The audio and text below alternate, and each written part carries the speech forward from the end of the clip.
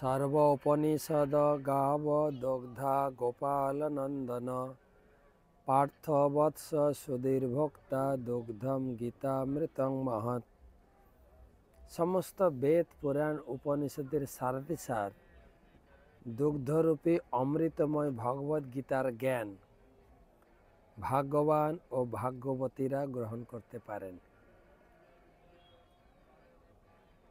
আজকের গীতা পাঠ দশম অধ্যায়ে ষষ্ঠ শ্লোক বিভূতি যোগ।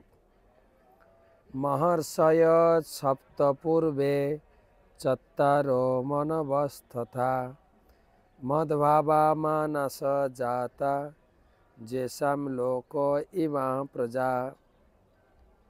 মহর্ষয় সপ্তপূর্বে চত্বারো মনবস্থতা মদ্ভাবা মানসা জাতা যেসাং লোক ইমাহা প্রজা। ভগবান তার বিভূতি প্রকাশ করে বলছেন, সপ্ত মহর্ষি, তাদের পূর্বজাত চারজন মহান ঋষি, চতুর্দশ মনু, সকলেই আমার মন থেকে উৎপন্ন হয়ে জন্মগ্রহণ করেছে এবং বিভিন্ন লোকের সমস্ত প্রজা তারাই সৃষ্টি করেছেন।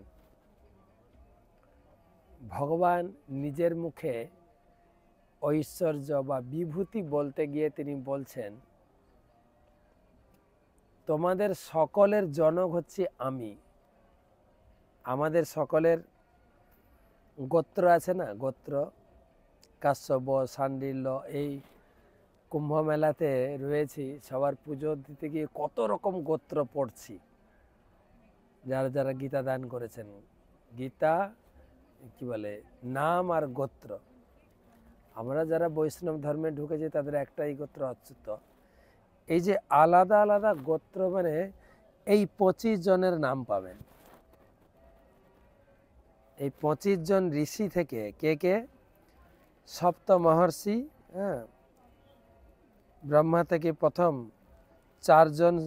চারজন ঋষি সৃষ্টি হয়েছে, সনক, সনাতন, সনন্দন, সনত কুমার। সপ্ত ঋষি পুলহ, পুলস্ত, ক্রতু, বশিষ্ঠ, সপ্ত ঋষি এবং 14 জন মনু। এই টোটাল হচ্ছেন 25 জন। 17 4 21 আর 4 জন চতুর্কুমার, 25 জনই সারা জগতে জীব ভরেছেন। সেটাই আমাদের গোত্র। তাই এই 14 জনের পিতা হচ্ছে আমি, জনক হচ্ছে আমি। এটাই হচ্ছে আমার ঐশ্বর্য। আমি সবার জন্মদাতা।